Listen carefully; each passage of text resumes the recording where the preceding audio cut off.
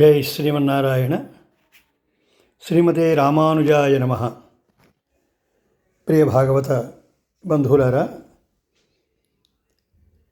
శ్రీ సుదర్శన శతకం నిన్న ఒకరు అడిగారు, అయ్యా సుదర్శన శతకాన్ని మాకు తాత్పర్యాలతో వినిపిస్తే ధన్యులమవుతాము అన్నారు. సరే, వారి విన్నపాన్ని పెరుమాళ్ ఆజ్ఞగా తీసుకొని యథావకాశం దీని ద్వారా రేఖాచిత్రాలతో అందించాలని ఒక చిన్న సాహసం చేస్తున్నాను. పెరుమాళ్ అనుగ్రహించుగాక. ముందుగా ఈ శతకంలో ప్రార్థనా శ్లోకాలు ఉంటాయి. దాంతో ఈనాటి ఈ సుదర్శన శతకం ప్రారంభిస్తున్నాను. యస్య స్మరణమాత్రేణ విద్రవంతి సురారయః సహస్రారణమస్తుభ్యం విష్ణుపాణిజలాశ్రయా. శ్రీమన్నారాయణుని యొక్క కరకమలాల్ని చక్కగా అలంకరించినటువంటి విష్ణుపాణితల ఆశ్రయ. విష్ణు మహానుభావుడు ఆయన యొక్క పాణితలం అంటే చేయి, ఆ చేతిని అలంకరించినటువంటి హే సుదర్శనమా, సహస్రారా నీకు నమస్కారం.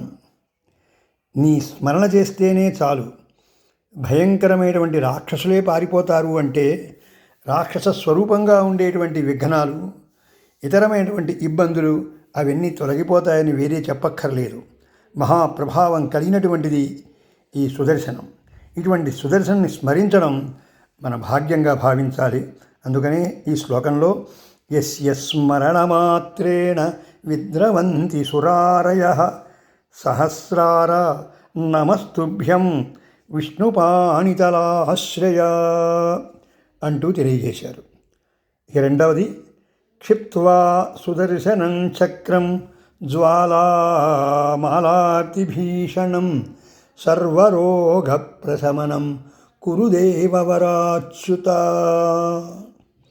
ఈ సుదర్శన శతకం గొప్పతనం ఏమిటంటే, భయంకరమైనటువంటి రోగాలు మనని ఆశ్రయించి ఉన్నా దీని ప్రభావం చేత ఆ రోగాలు తొలగిపోతాయి. ఓ అచ్యుత, శ్రీమన్నారాయణ, జ్వాలా మాలికలతో చాలా భయంకరంగా ఉండే నీ సుదర్శన చక్రాన్ని ప్రయోగించి మా రోగాలని ఉపశమనం చెయ్యి అని అంటూ ఈ శ్లోకానికి క్షిప్త్వా అంటే ప్రయోగించి సుదర్శన చక్రాన్ని, ఆ సుదర్శన చక్రం కూడా ఎలా ఉంది, జ్వాలామాలా అతిభీషణం, అతిభీషణం చాలా భయంకరంగా జ్వాలా మాలికలతో ఉన్నది. ఏమి చేస్తుంది అది?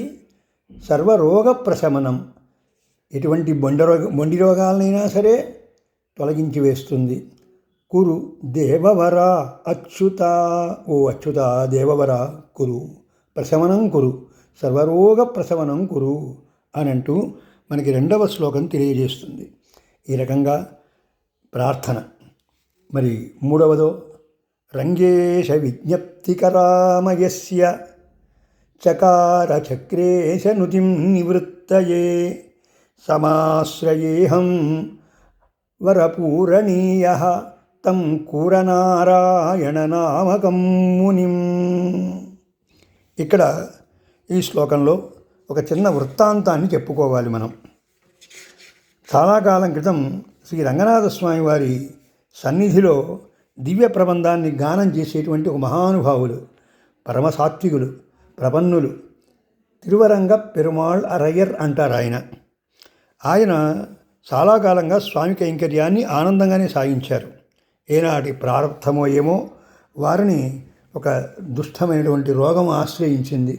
దాంతో వారు చాలా చాలా బాధపడుతూ ఉంటే అక్కడే ఉన్నటువంటి శ్రీ కురత్తాళ్వాన్ సతీమణి గారు రోజు వారిని చూచి మనస్సు వికలం చెంది చాలా బాధపడిపోయి, కురత్తాళ్వానికి శిష్యులు ఒక ఆయన ఉన్నారు, కూరనారాయణన్ అని.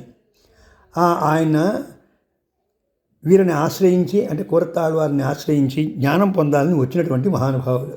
కానీ వారు వచ్చేటప్పటికే ఆయన దగ్గర ఈ మంత్రశాస్త్రమునకు సంబంధించినటువంటి విద్య బాగా వచ్చు. దేన్నైనా సరే మంత్రశాస్త్రముల ద్వారా సాధించినటువంటి మహానుభావులు. ఆయన ఇప్పుడు వీళ్ళ దగ్గర ఉంటే ఆవిడ చూచి ఉండబట్టలేక, ఏమయ్యా మీరు చాలా చదువుకుని వచ్చాను అని అన్నారు కదా, మీ మంత్రశాస్త్రాన్ని ప్రయోగించి పాపం ఆయన వ్యాధిని నయం చేయొచ్చు కదా అని ఆ అమ్మగారు అన్నారు. అమ్మ అలాగేనమ్మా మీరు చెప్పారు, అంతకంటే మహాభాగ్యమా అని ఆవిడ యొక్క ఆజ్ఞను శిరసావహించి చెప్పినటువంటిదే ఈ సుదర్శన శతకం.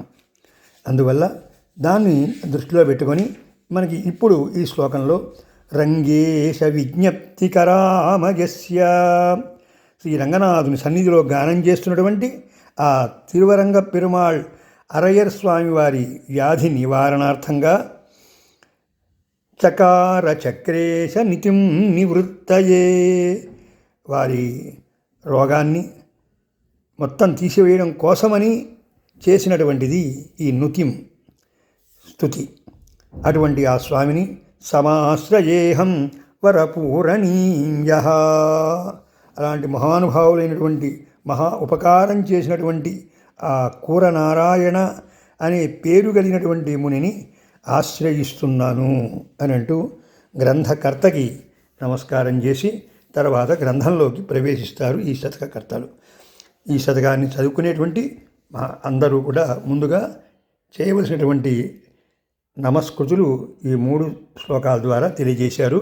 రంగేశ విజ్ఞప్తికరామయస్య చకార చక్రేశ నుతిం నివృత్తయే సమాశ్రయే అహం వరపూరణీయ తం కూరనారాయణనామకం మునిం అని అంటూ ఈ 3 శ్లోకముల యొక్క సారాంశాన్ని తెలియజేసుకుంటూ అడియన్ రామానుజదాస కులశేఖర ఆళ్వారు, హైదరాబాదు.